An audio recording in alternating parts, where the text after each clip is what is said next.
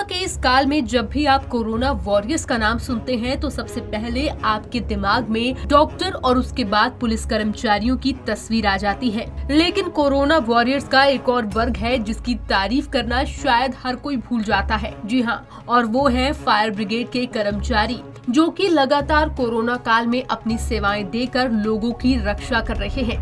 दरअसल fire brigade के कर्मचारी दिन रात अपनी ड्यूटी कर रहे हैं। एक और तो वो अपनी जान को जोखिम में डालकर आग को बुझाने का काम कर रहे हैं, तो दूसरी ओर इस कोरोना काल में सोडियम हाइपोक्लोराइड का छिड़काव भी फायर ब्रिगेड कर्मचारियों की ओर से किया जा रहा है।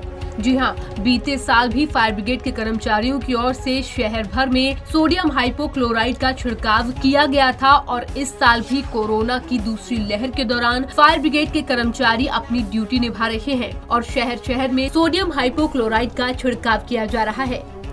इसी कड़ी में जोधपुर में भी फायर ब्रिगेड के कर्मचारी कोरोना वॉरियर्स की भूमिका निभाते हुए आग बुझाने के साथ साथ सोडियम हाइपोक्लोराइड का छिड़काव कर रहे हैं। लेकिन वहीं पर अगर दूसरी तस्वीर को देखा जाए तो इन कोरोना वॉरियर्स को और भी बहुत सारी समस्याओं से जूझना पड़ रहा है। आपको बता दें, जोधपुर के फायर स्टेशन में संसाधनों की बेहद ही कमी है।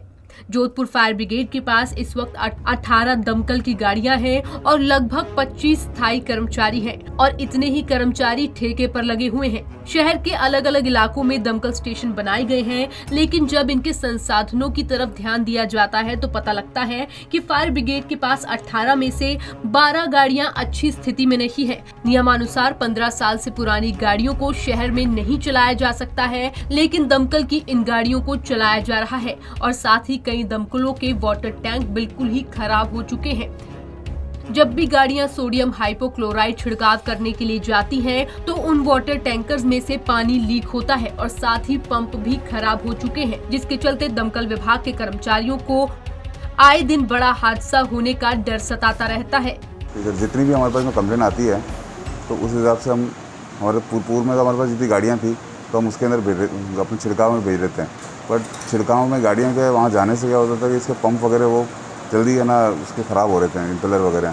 तो इस हिसाब से गाड़ियाँ तो हमने बंद कर दी। उसके बाद में हमने निगम की तरफ से ट्रैक्टर प्रोवाइड किए गए, तो 3 ट्रैक्टर जो है वो तो CSI के पास चल रहे हैं। इसके अलावा एक ट्रैक्टर यहाँ पे हमारे पास में है, तो अब जो छिड़काव करने जाता है वो ट्रैक्टर में जाता है। ट्रैक्टर में सुविधा ये भी मिलती है कि जितनी भी तंग गलियाँ हैं वहाँ पर भी छिड़काव हो जाता है और कोई ऐसा एरिया बचता नहीं है जहाँ पे ना मतलब कोई छिड़काव नहीं हो सके हो।